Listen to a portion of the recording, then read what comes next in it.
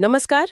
आज हम बात कर रहे हैं रॉबर्ट कियोसाकी की बहुत ही मशहूर किताब रिच डैड पुअर डैड के बारे में। हाँ, ये किताब तो काफी लोगों ने पढ़ी है या इसके बारे में सुना जरूर है। बिल्कुल, हमारे पास इसका एक सार है और हम कोशिश करेंगे इसके जो सबसे कह सकते हैं चौंकाने वाले या अलग विचार हैं उन्हें समझने की। हाँ, और शुरुआती होती है उस एक लाइन से जो शायद सबसे ज्यादा फेमस है।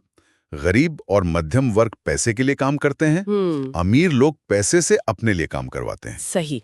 ये पूरी किताब का मतलब निचोड़ है एक तरह से। और ये आया कहाँ से? उनके अपने दो पिताओं के अनुभवों से। बिल्कुल। एक उनके अपने पिता जिन्हें वो पुअर डैड कहते हैं, पढ़े लिखे सरकारी नौकरी में, और सोच क्या थी? कि भाई खूब पढ़ो, अच्छे ग्रेड लाओ ताकि एक सुरक्षित अच्छी तनख्वाह वाली नौकरी मिले। फोकस पूरा सिक्योरिटी पर। हाँ, अकादमिक क्वालिफिकेशन पर। और दूसरी तरफ थे रिच डैड। ये उनके दोस्त के पिता थे। ज्यादा स्कूल नहीं गए पर बिजनेस वाले दिमाग के थे। उनकी फिलॉसफी बिल्कुल अलग थी। वो कहते थे नौकरी ढूंढो मत, ऐसा कुछ करो कि तुम लोगों को नौकरी दो। सही। पैसा कैसे काम करता है, निवेश क्या होता है, ये सारी प्रैक्टिकल बातें उन्होंने रिच डैड से सीखी। तो ये जो फर्क था ना दोनों की सोच में, वहीं से सारे सबक निकले हैं। तो पहला सबक जो मुझे लगता है बहुत महत्वपूर्ण है, स्कूलों में हमें पैसे के बारे में कुछ सिखाया ही नहीं जाता। मतलब वित्तीय साक्षरता, पैसे की समझ, ये मिसिंग है। बिल्कुल मिसिंग है। हम सब कुछ सीखते हैं पर पैसा मैनेज करना नहीं सीखते। कमाना तो चलो ठीक है, पर कियोसाकी कहते हैं असली बात है उस पैसे को रखना और फिर उसे बढ़ाना। और यहीं पर आता है उनका वो सबसे सबसे जरूरी कॉन्सेप्ट, एसेट्स और लाइबिलिटीज का, संपत्ति और देनदारी। हाँ, ये तो कोर है इस किताब का। इसको थोड़ा सा आसान भाषा में समझाएं, क्योंकि लोग अक्सर कंफ्यूज हो जाते हैं। देखो, बहुत सिंपल रखते हैं। एसेट वो चीज है जो आपकी जेब में पैसा डालती है। बस। अच्छा।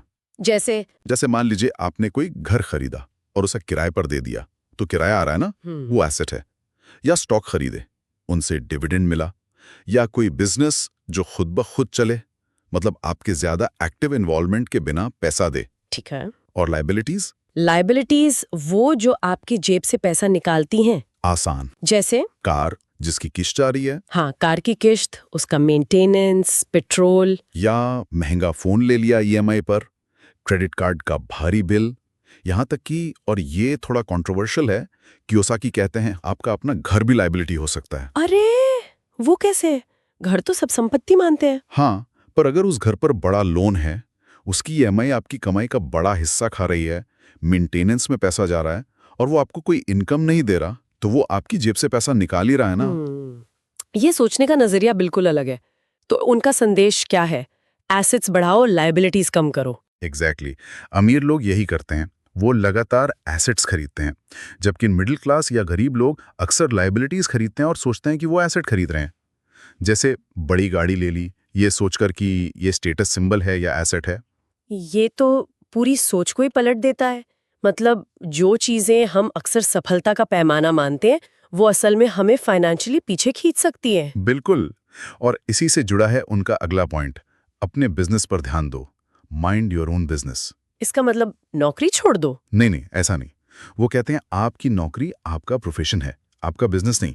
आपका बिजनेस है आपका एसेट वाला कॉलम। अच्छा, मतलब नौकरी से जो कमा रहे हो उसे लायबिलिटीज में उड़ाने के बजाय उसे एसेट्स बनाने में लगाओ।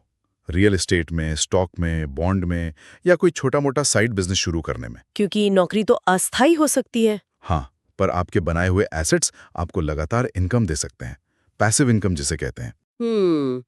एक और बात जो वो कहते हैं वो भी थोड़ी अलग है, कि सीखने के लिए काम करो, सिर्फ पैसे के लिए नहीं। हाँ, ये भी बड़ा पॉइंट है, खासकर करियर की शुरुआत में। यस। वो कहते हैं ऐसी नौकरी चुनो जहां तुम्हें सीखने को मिले। क्या सीखने को मिले?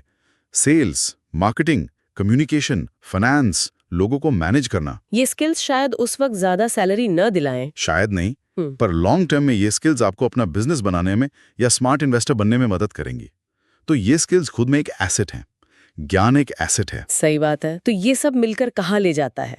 ये एक तरह से मानसिकता बदलने की बात है ना? बिल्कुल। पूरी किताब का जोर ही माइंडसेट शिफ्ट पर है।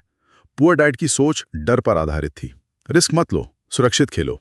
रिच डैड की सोच थी, रिस्क को समझो, कैलकुलेट करो, मैनेज करो और उससे डरो मत। कियोसाकी तो ये भी कहते हैं कि असल में सबसे बड़ा रिस्क ही यही है कि आप फाइनेंशियली बहुत ज्यादा सुरक्षित खेलने की कोशिश करते हैं। हाँ, कि तब आप मौके गंवा देते हैं।